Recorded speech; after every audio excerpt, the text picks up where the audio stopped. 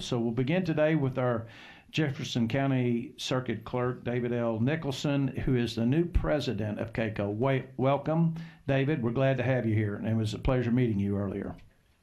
Thank you, Chairman Bowen, Chairman Rothenberger, and the entire committee for this opportunity that we look forward to each and every year to present KACo's legislative priorities, and specifically as we look to the 2018 regular session.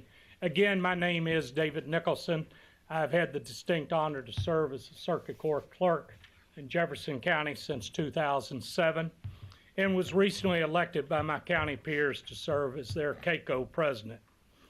As most of you know, KACo exists to provide assistance to its members, to improve the resources and services that we provide to county government.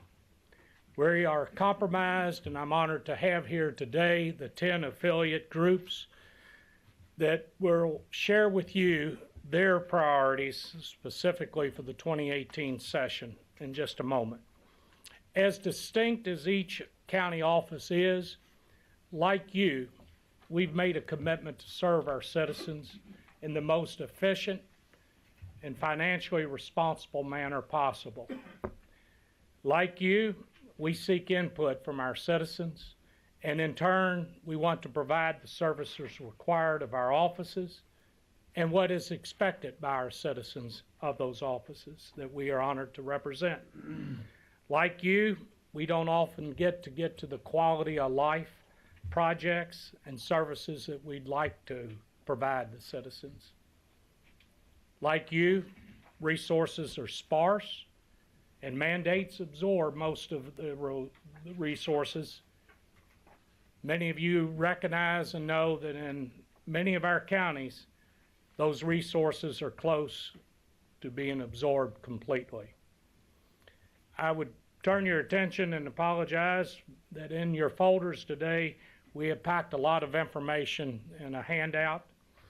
We want to make sure, though, that you know who serves in our organization, who is on our board, who our legislative committee is comprised of, and what the snapshot of issues are for each affiliate, as well as some of the issues that apply to the whole courthouse. I call your attention to the back page where you'll see the details, and we always are honored to have your presence.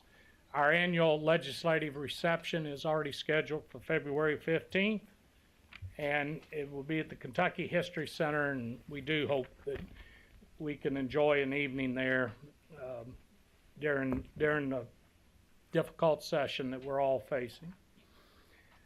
Let me take this opportunity to speak briefly about KACo on two of our overarching legislative priorities. We will be mindful of your time and the others on the agenda, including one of our partners in local government, the League of Cities. Just as you all have been, our main focus leading into this 2018 session has been on pension reform.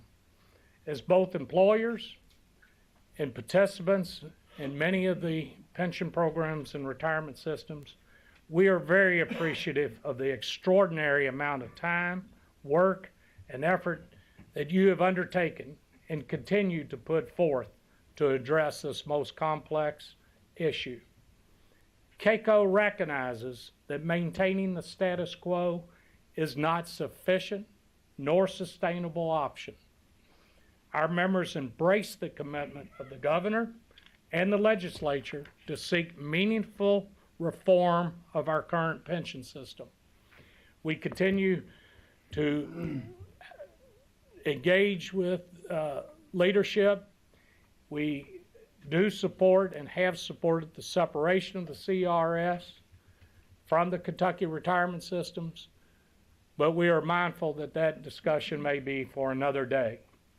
We are supportive of the necessary governance aspects that may need to be put in place for members that may seek to join the CRS board or to run for that board.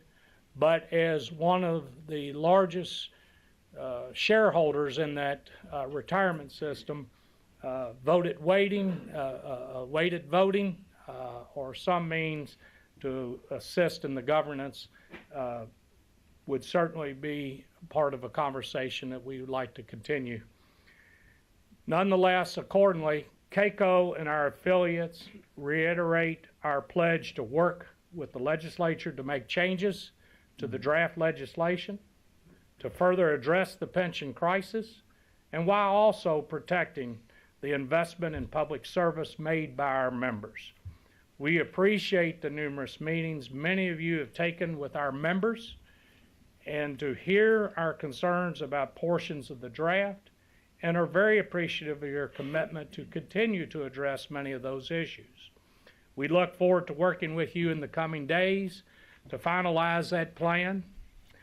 The adoption of the plan will only be the beginning of our journey to address this issue. Much like the state, many of our county governments are facing crushing financial demands. It is imperative that as the legislature considers tax reform, that you have a serious discussion with our county leaders about the limited options available to meet the current budgets facing those courts and those communities. Between unfunded mandates and the lack of revenue options, many of our counties face looming crisis under their current budget constraints. We would ask that you keep this issue in mind, not only as you consider tax reform, but also as you craft your budget this next biennium. Many counties can no longer withstand additional financial pressures. So let me simply say, we appreciate in advance your commitment to helping the backbone of your local communities, county government.